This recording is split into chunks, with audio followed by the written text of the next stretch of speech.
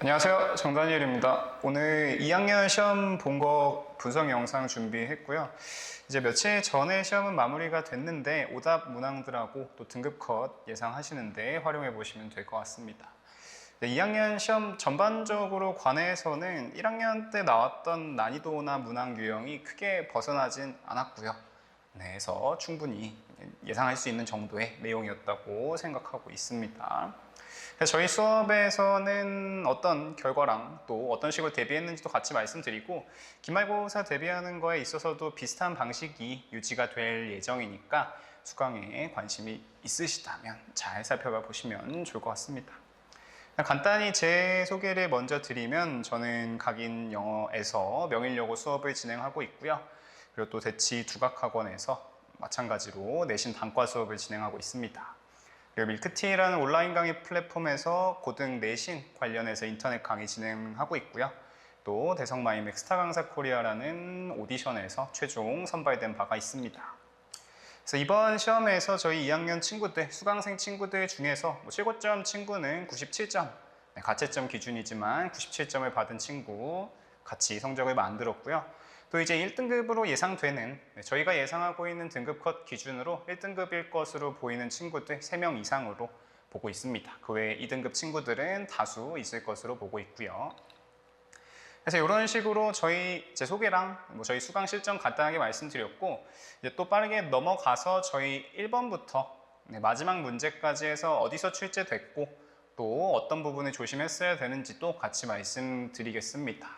그리고 이 PPT 안에 있는 문항 분석 자료는 제가 시험 직후에 PDF 파일로도 전달 드려가지고 그 내용들을 더 살펴보시면 조금 더 자세하게 보실 수가 있을 것 같아요.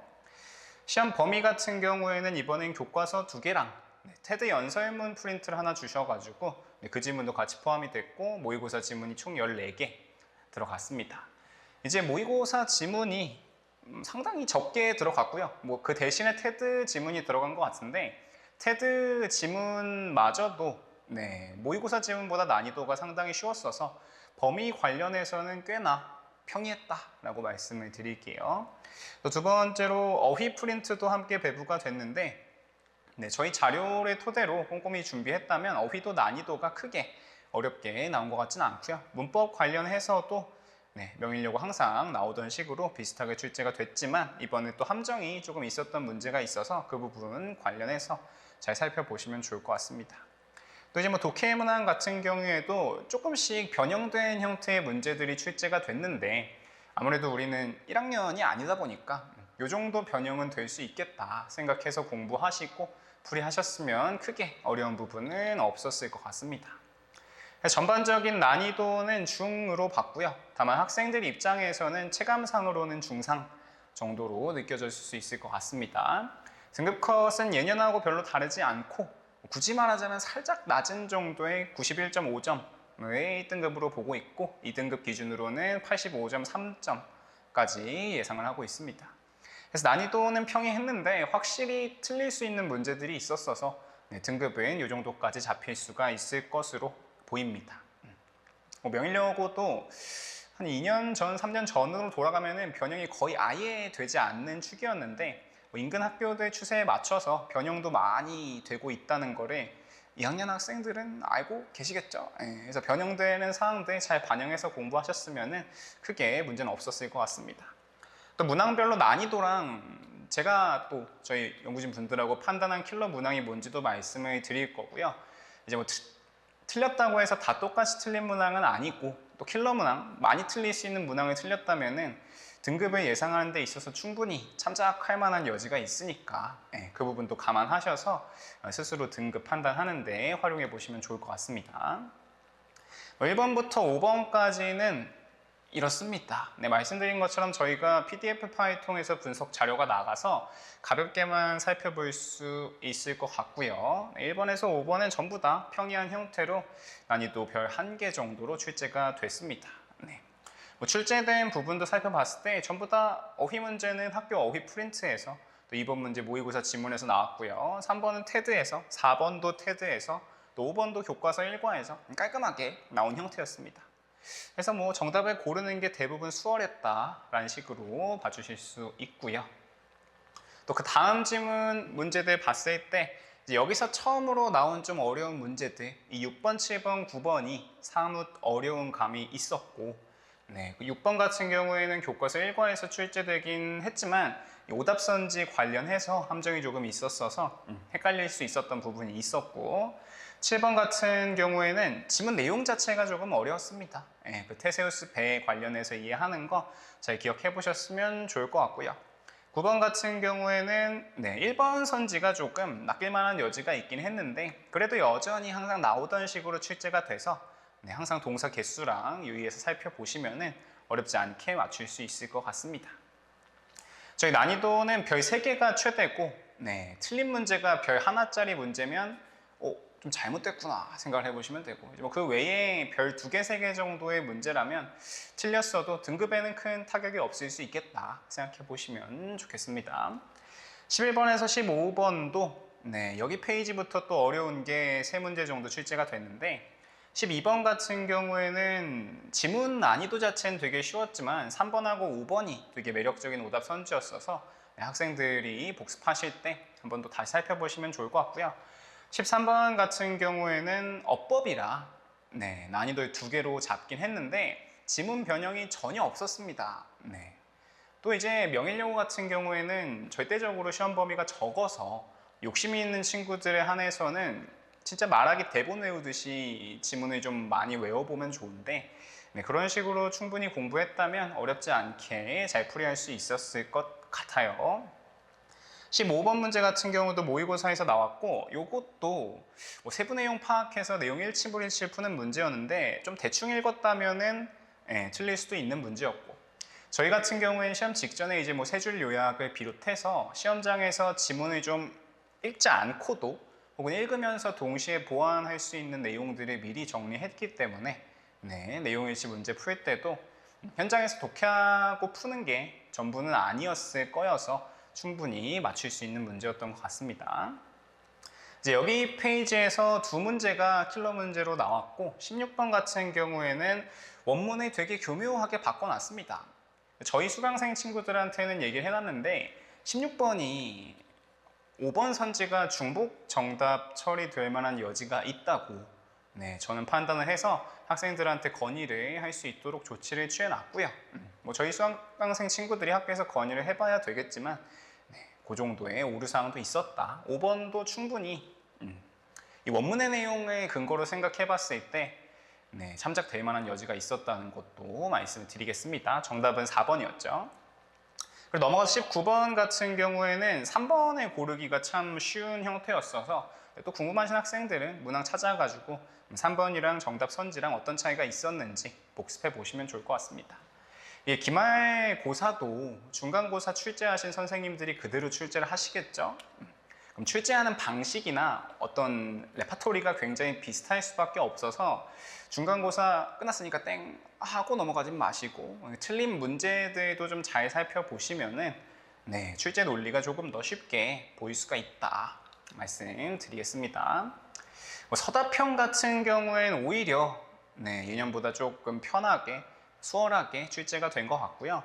난이도 면에 있어서 길게 영작해야 되는 형태가 크게 없었어서 어렵지 않기도 했고 그렇습니다. 서답형 2번, 3번, 4번 같은 경우가 이제 별 2개긴 했는데 이제 어형과 관련해서 조금 조심을 하고 또 뒤에서 모의고사 지문에서 저희가 다룬 바가 있었어서 이건 또 괜찮았던 것 같고요. 또 마찬가지로 저희가 모의고사 지문에서 다룬 바가 있는 내용이라 크게 어렵지는 않았을 것 같습니다. 저희 동영 모의고사. 그리고 마지막 서답형 6번 같은 경우도 그대로 출제가 된 내용이어서 크게 어렵진 않았고요. 시험 직후에 학생들하고 많이 답을 맞춰봤는데 그 내용들 토대로 복습 잘 해보시면 좋을 것 같습니다. 문항 분석은 이 정도고요. 또 재차 말씀드리자면 저희가 분석 문자를 또 파일을 전달드린 바가 있습니다. 혹시나 영상을 보시고 분석 파일이 필요하시다고 하면은 또 연락을 주시면은 저희가 PDF 형태로 전달 드릴 수 있으니까 말씀 남겨주시면 감사하겠습니다. 그래서 이런 식의 시험이었고 어떤 식으로 대비했길래 저희 수업에서는 방금 말씀드렸던 것 같은 성과를 만들 수 있었고 실적을 만들 수 있었는지에 대해서 소개를 간단히 드리고 마무리하겠습니다. 저희 수업 같은 경우에는 빠르고 정확하게 지문 분석을 진행했고요. 두 번째로는 총 5회의 세미 모의고사랑 2회의 동형 모의고사를 진행했습니다. 또 세 번째로는 주 3일 토일월 활용해서 클리닉 교실을 운영하고 있고 평일은 4시부터 10시, 또 주말 같은 경우에는 오전 10시부터 저녁 10시까지 진행을 하고 있어서 학생들이 학업에 있어서 부족한 부분 없이 보충할 수 있도록 하고 있습니다. 또 4번에서 얘기하는 압도적인 자료 퀄리티, 뭐 차원이 다른 성장세 이런 건 또 말로만 드리긴 좀 그러니까 뒤에 이어서 어떤 식으로 했길래 빠르고 정확한지, 뭐가 압도적인지 이런 것들도 좀 이어서 말씀을 드리겠습니다. 첫 번째로 좀 빠르고 정확한 지문 분석 관련해서는 제가 수업 때 제작해서 사용하는 PPT를 예시로 가져왔는데 여기 총 4개의 슬라이드가 제가 한 지문을 수업하기 위해서 미리 만들어두는 PPT입니다. 하루에 보통 많으면 10지문, 적게는 6, 7지문 정도를 수업하게 되는데 때마다 한 지문당 4개 이상의 슬라이드를 활용해서 학생들이 흘리는 문장 없이 공부할 수 있도록 도와주고 있고요.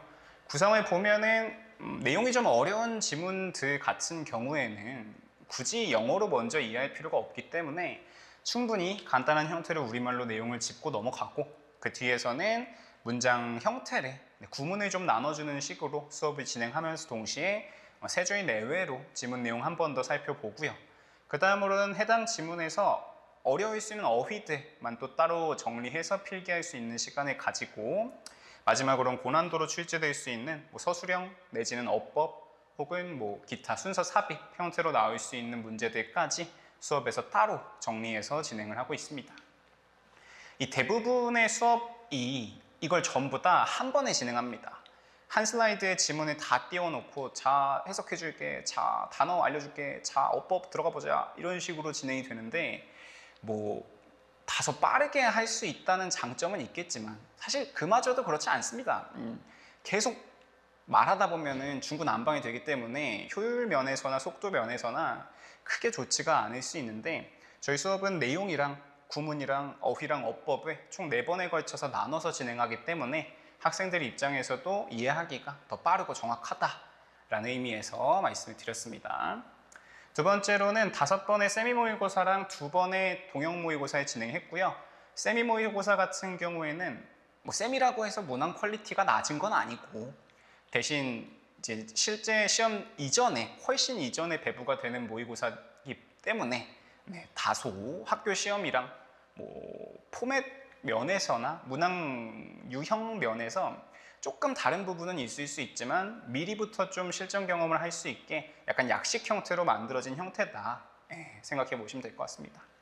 그래서 동형 모의고사 같은 경우에는 보시면 아시겠지만 학교 시험이랑 폰트까지도 전부 동일하게 제작을 해서 배부하고 있었고 세미 모의고사는 그런 작업만 조금 생략이 된 형태라고 보시면 될 것 같습니다. 또 표지만 만들어 놓고 5번 안 준 거 아니야? 이런 생각을 하실 수도 있을 것 같아서 파일도 이렇게 한번 띄워놨으니까 이런 식으로 배부가 됐구나 해서 총 5회의 세미 모의고사랑 2회의 동형 모의고사를 진행한 바가 있습니다. 압도적인 볼륨입니다. 이런 식으로 배부가 되는 경우가 거의 없어서 그렇고요. 넘어가서는 총 3일의 클리닉 교실을 운영을 하고 있고요.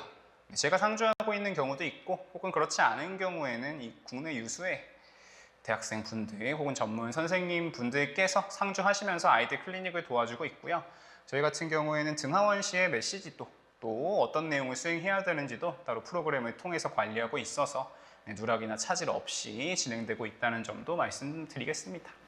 또 아무래도 클리닉 시간도 볼륨도 상당하기 때문에 불편하지 않게 원하는 시간에 증원할 수 있고요.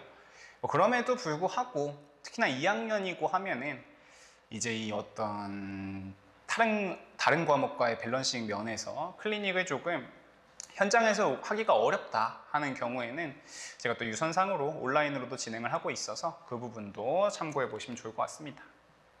또 이제 압도적인 자료 퀄리티 2학년 친구들 또 학부모님은 이미 익히 알고 계실 거라고 생각은 하지만 저희 수업 같은 경우에는 이런 식으로 이 자료들이 직보 자료가 아니라 매주 배부가 되고 있습니다. 그래서 매주 위와 같은 형태의 분석 자료가 배부가 되고 또 나아가서도 이런 워크북 자료도 같은 형태로 배부가 되고 있습니다. 이런 교재 같은 경우에도 저도 이제 뭐 강사다 보니까 더 잘 알고 있지만 이 파일만 컬러로 돼 있고 막상 배부할 때 프린트로 혹은 뭐 흑백으로 인쇄가 돼서 배부가 되는 경우가 있는데 저희 매주차 교재가 우리 사진이랑 같이 무선 제본된 형태 또 링 제본된 형태로 배부가 되고 있어서 아이들이 좀 보다 쾌적하게 공부할 수 있고 뭐 자료를 보관한다거나 활용한다거나 하는 데서 있어서도 유실이 없게끔 지도를 하고 있는 점도 말씀을 드리겠습니다. 또 마지막으로는 제 자랑이지만 이 차원이 다른 성장세, 이 모든 성장에는 이유가 있지 않겠습니까? 작년 7월에 제가 강동에서 처음 수업 시작했고 그때 총 수강 인원이 8명이었습니다. 그리고 그때 이후로 총 9개월 정도가 지난 오늘 기준으로 제 수강생이 총 98명입니다. 물론 이제 다른 학교 수업까지 합친 거긴 하지만 그만큼 제가 제 수업에 자신이 있다는 걸 말씀을 드리고 싶고요. 또 이제 조금 관련이 없는 얘기일 수도 있지만 뭐 어느 학원이 좋다더라 혹은 어느 학원이 안 좋다더라 라는 얘기에 뭐랄까 저는 그런 생각을 합니다. 이 현우진 조정식 선생님 수업을 들어도 다 1등급을 받을 수 있는 게 아닌 것처럼 어떤 수업을 누가 듣는지에 따라서 크게 다를 수 있다고 생각을 하고 다만 저희 학원 같은 경우에는 또 제 수업 같은 경우에는 정말 꼼꼼하게 준비를 해서 실수 생기는 부분 없이 또 최고의 형태로 준비하고 있으니까 열심히 하고자 하는 의지만 있고 최선을 다해서 임하기만 한다면 학생도 원하는 수업에 또 결과를 얻을 수 있는 강의라고 생각하고 있습니다. 그래서 분석 강의는 이 정도고 저희가 또 기말고사 시간표에서는 원래 월화에만 수업을 했었는데 목요일 수업도 추가가 되고 있어가지고 관련해서 수강에 참고해 주시면 될 것 같고요. 또 영상반도 같이 준비가 돼 있어서 영상이랑 자료만 제공을 받고 또 클리닉 같은 경우에는 주말에 시간이 된다면 참석하고 또 기타 관리 같은 경우에는 유선상으로 똑같이 제공받을 수 있는 강의 형태도 있어서 혹시나 등하원이 어렵다거나 조금 더 쾌적하게 수업을 듣고 싶다거나 하는 친구들은 또 학부모님들은 참고해 주시면 좋을 것 같습니다. 하면 여기까지였고 오늘 중간고사 분석 영상이었습니다. 네, 고생하셨습니다.